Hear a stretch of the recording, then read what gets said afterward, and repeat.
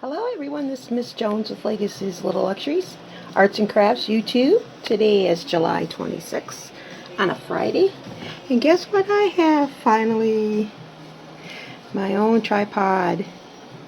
And it can even do the stinky leg. Like Miss Legacy says, these legs can bend and curve and conform to whatever I want it to do. But anyhow, we have a tripod finally. So in the future, we're going to do projects from start to finish. Anyways, this one is the upcycle of the statue I purchased at Walmart's. I had asked my daughter to upcycle it into a sugar skull like she did with this nativity scene. And she gave this to me for Mother's Day. She has no time. She's got a job. And she said that she cannot do this for my birthday, and my birthday's next month. So I am going to try to achieve it myself. And I can't do as great as she can. Well, maybe we'll see. But she really details the faces. See, this one even has a cross on his forehead. And look at the little baby. She details the hands, the fingers. Gosh. You know, there's just some things I can do, and then sometimes there's things that I do not do. And that is something like this. However, I want it done. And I can't wait for her to do it because she's working now. So, guess I'm going to have to try to achieve it. And I have some paints. I'm not going out and buying new paints. And on the back of this one, she even details their shawls. Look at this. Freehand. I cannot do this, really. If I drew it out, then paint it over it, maybe. Not sure. But this is the way I would love for my statue to look on her cloak and her drapery. It's with roses, and all these roses have glitter on them. She did such a wonderful job. I wanted her to make something for my yard. And she does not have the time. So guess what? I'm going to achieve it. The first thing I have to do is sand it down a little bit because this is cement. It's very heavy. And I'm going to give it a top coat, or a first layer coat first. And then let's see what I do with it. We'll take pictures along the way. This will not be a live video. This will take too long because I expected this to take me a few days. But subscribe, follow us, and we'll see you in a little bit.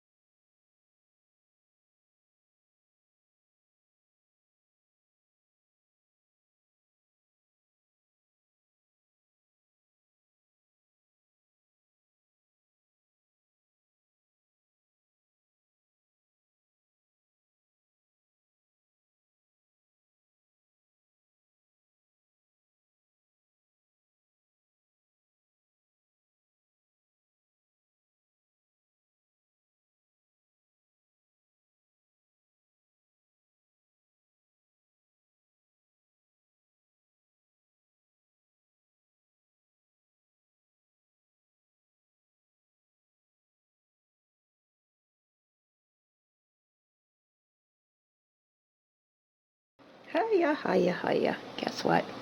Oh, wait a minute. I feel a sneeze coming on. Bless. Anyhow, I applied the white coat base on the back, flipped her over, just finished applying the white coat base on the front of her. And I try to keep it as thin as I could so that I can still see the outline on some of the designs that's originally on this cement pour. Alrighty, I decided not to do a Latino Mexican type folk art piece. That is my daughter, and that is her unique talent, and I don't want to copy her because I feel I would be copying her because I've never done this before, and then I would be looking at her piece and trying to figure out how to do it. I am not the one to copy people.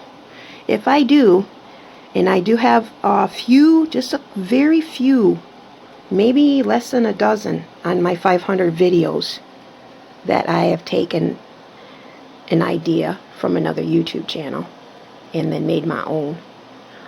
And for example, one of the ideas was the garden trail trellis chair.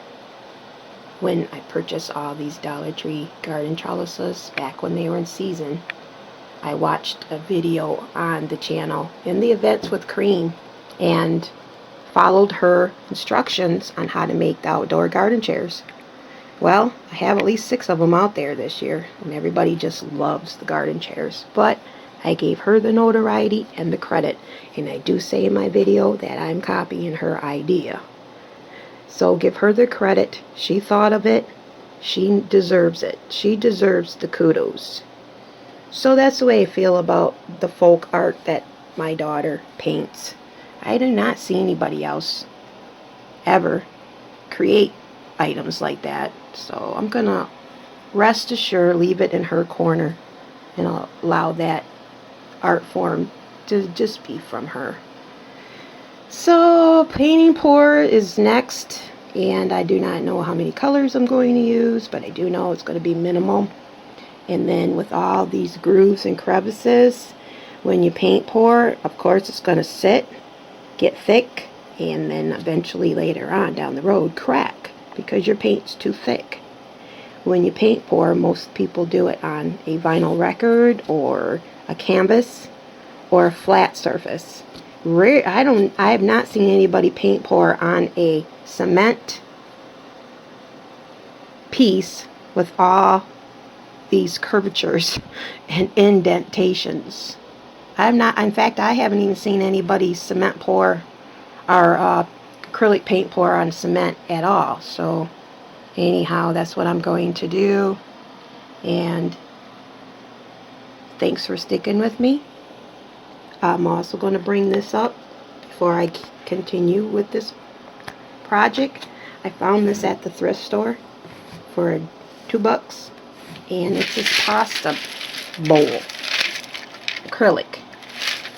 And I thought, you know what, I'm going to upcycle this. That's why I purchased it. How am I going to open this part up to get to the pasta? Because I'm going to remove it and then add something else in these slots. And also make this into an outdoor planner. How will I do this DIY? Subscribe today and you will see it in the future, because I plan on using cement and getting into some more cement projects. But I'm going to do and mix up the cement myself and show you. So here's an idea coming in the future. Believe me, it's already stewing in my head how I want to do this and why I want to make it. And that is for a planner. This is so cool. This is a neat bowl. And it's in a thrift store. Somebody didn't want it. I purchased it because all the money that you purchase from the thrift store at the thrift store goes into the local community. And that's where I usually shop for my treasures. Anyhow, the statue is 24 inches long. And it weighs about, oh geez, I don't know, not sure. All I know, it takes a lot of muscle to carry her in and bring her into my craft room.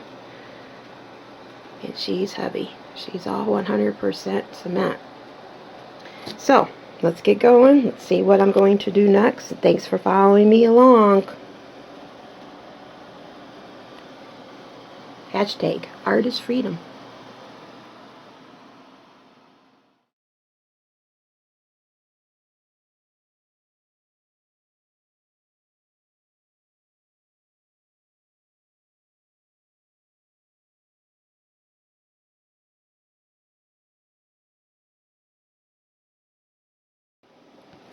I am taping off the areas I do not want my paint to hit on this cement piece when I am pouring the colors. I still have yet to decide what colors to use, but I am using the Scott's Blue Original number 2090. It's easy to peel off even with a layer of paint, and I'm leaving little tabs so I know where to pull it when this dries. So this is her cloak and this is the base, so I want to know where the area is, so I'm leaving little tabs out. A little tip: if you do something like this, place your tape and then go around and leave little tabs out, sticking out, and that way you know where your guidelines are to start peeling this tape off, and then you can use an X-Acto knife to cut off the rest of it. That's what I'm doing right now, and we will continue. This is going to be fun.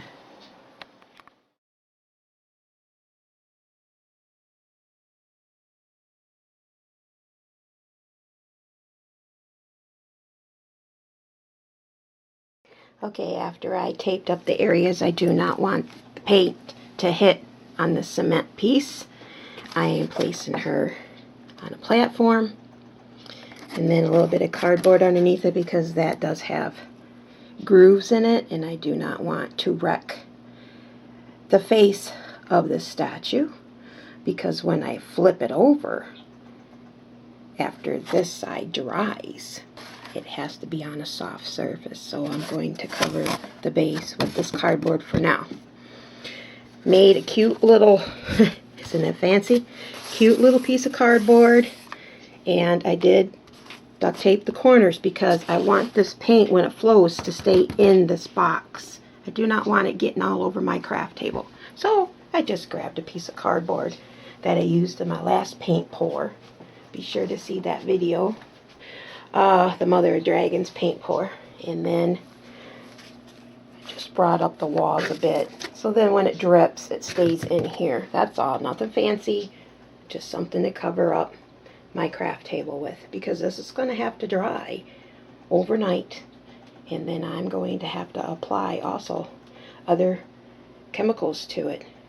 So she's going to be in this position for a couple days. Okay, so that's what I've done so far. I'm going to figure out what color paints I'm going to use and add my Floetrol and take it from there. Okay, I decided what colors I wanted to use for her cloak and her headpiece. I cut a bottom and then cut slits around it, so when the paint flows from the top, it's going to hit some of these slits at different times. Going to start off with the basic white with Floetrol. That's going to get the painting moving, because I don't want to waste a lot of the paint on the edges and it's going to drip off. So I will get it going with few pours of the white at first. And then I have these mixed, all ready to go. And these are the colors. I have candy pink and metallic in one cup, purple metallic in the other cup, gold metallic in the other cup. I have 3 drops of baby oil in the purple and in the pinks cup. That's it. And then I added some water and Floetrol. So let's get going with this pour. I'm going to pour starting right there, but I am going to move this bottle up to this area. Okay? So you'll see it as I go along.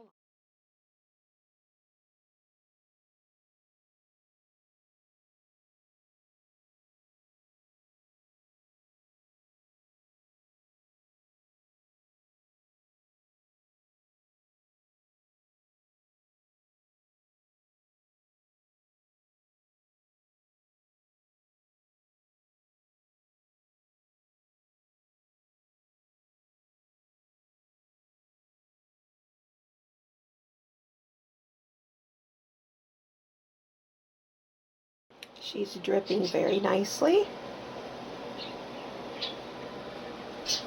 Look at the runoff. It's a beautiful color. Anyhow, so far so good. Going to add a little bit more purple now. I did pour with the bottle pattern, and then now I'm going to dirty pour to cover up a little bit more of the white. But I do want her to have this marbling look, paint splash look. The gold's really doing well with the mixed colors. Okay, let's continue.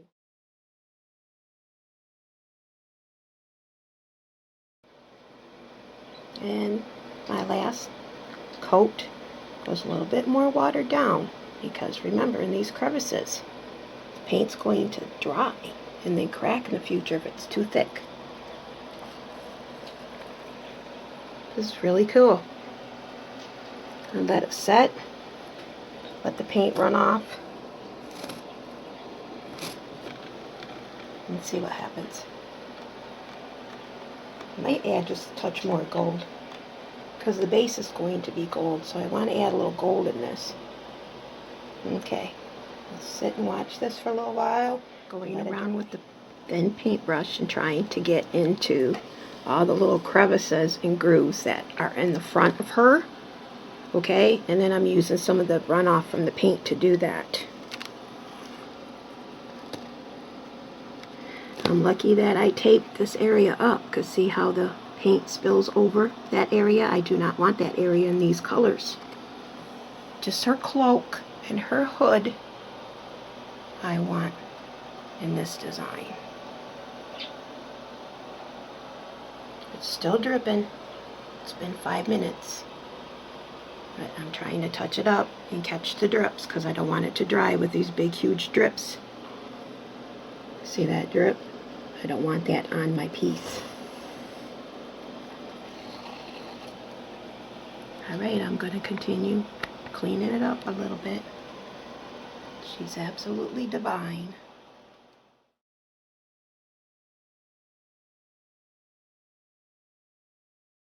Okay, I stood her upright. She stopped dripping. And then with all the runoff that went on this cardboard, I'm filling in her crevices in the front of her. So the back basically will have the pour look. And then up here in the front, so far what I'm doing is just covering up all the white. I might pour something up here in the front yet, or I might just leave it like this. I'm not sure just yet. But I'm using all the runoff paint, because there's a lot on here, to cover up all the white in the front of her. Okay, so let me finish this up. Here's what she looks like in the back.